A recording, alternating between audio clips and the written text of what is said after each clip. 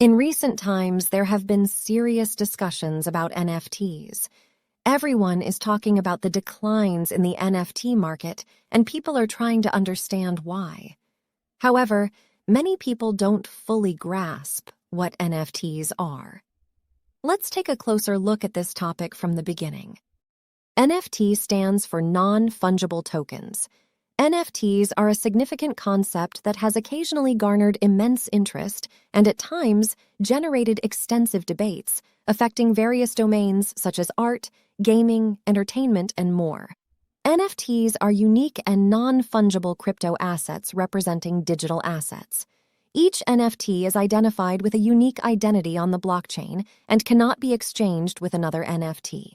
When it comes to how NFTs work, they are typically created on blockchains like Ethereum and are managed using smart contracts. This means that ownership and past transactions are traceable.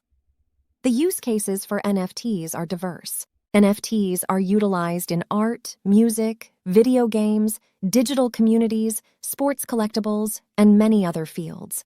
NFTs have had a significant impact on the art world.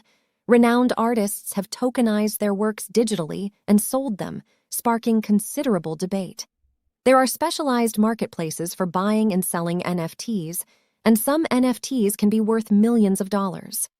NFT mining and transaction fees have faced criticism due to their negative environmental impact. Additionally, a recent decrease in NFT buyers has led to significant drops in the NFT market. Many have exited the NFT market, but it has not entirely disappeared. Such crises can represent new opportunities. Perhaps an NFT you buy or create now could be sold for an astonishing price months later, or none of this might happen. We will see what unfolds together.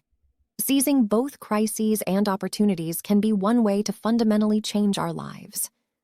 I'm not giving investment advice. Whether or not you invest is entirely your decision. Research, learn, and take action.